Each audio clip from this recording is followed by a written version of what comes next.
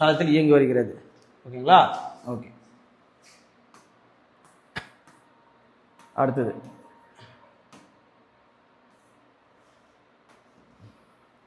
Connemara நூலகம். இது பாருங்க, இப்போ அரசு போட்டித் தேர்வுக்கு தயாராக அனைவருமே இந்த நூலகத்துக்கு போகாம தேர்ச்சி பெற்றிருக்க முடியாதுன்னு என்னோட கருத்து. ஏன்னா ஒரு முறையாவது இந்த நூலகத்துக்கு போயிட்டு பார்வையிட்டா அங்கே எவ்வளோ நூலகம் இருக்குது, எத்தனை பேர் படிக்கிறாங்க அப்படின்னு நம்ம தெரிஞ்சுக்கலாம். அவ்வளோ முக்கியமான நூலகம். மிகவும் கண்டிப்பாக வாழ்க்கையில் போய் பார்க்க வேண்டிய நூலகம் இந்த நூலகம். சரிங்களா? வாய்ப்பு இருந்தால் கண்டிப்பாக பாருங்க, பார்ப்போம். கிபி பொதாண்டு, அதாவது 1896, அது வந்து 1869, இது வந்து 1896 துவங்கப்பட்ட கன்னிமரா நூலகம் தமிழ்நாட்டின் மைய நூலகம். முக்கியமாக கேட்பாங்க, எப்படி கேட்பாங்க? தமிழ்நாட்டின் மைய நூலகம் எது? தமிழ்நாட்டின் மைய நூலகம்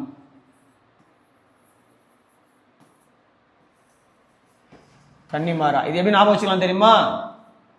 எங்க ஐயா சொல்லி கொடுத்தாரு. பருவத்துல குழந்தை பருவம், மழலை பருவம், குழந்தை பருவம், அதுக்கப்புறம் கன்னி பருவமா? கன்னி பருவன்றது எங்க மையம்.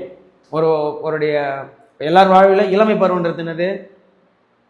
ஒரு நடுநிலைமையான பருவம். சரிங்களா? அதான இளமை பருவம்.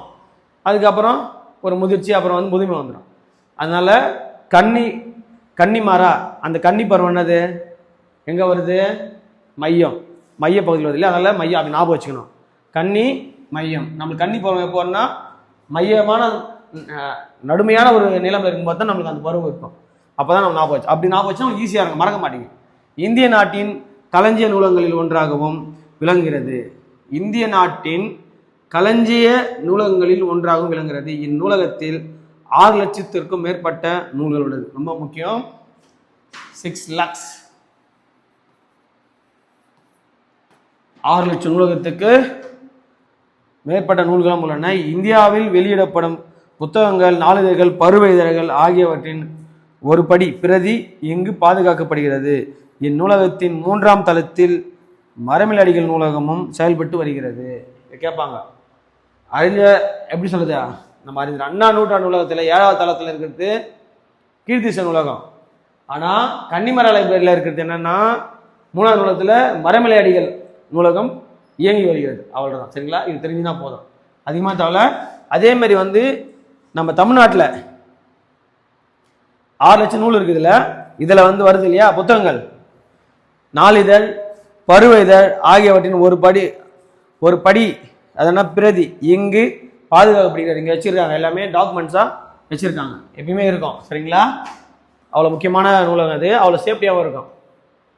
இந்த நூலகம் கண்டிப்பாக சென்னை எக்மூரில் இருக்குது. சென்னைனா எக்மூர், நீங்கள் இப்போலாம் கூகுள் இருக்கு இல்லையா, தட்டி பாட்டாலே உங்களுக்கு தெரிஞ்சிடும். சென்னை அங்கே பாருங்கள். சரிங்களா? ஓகே.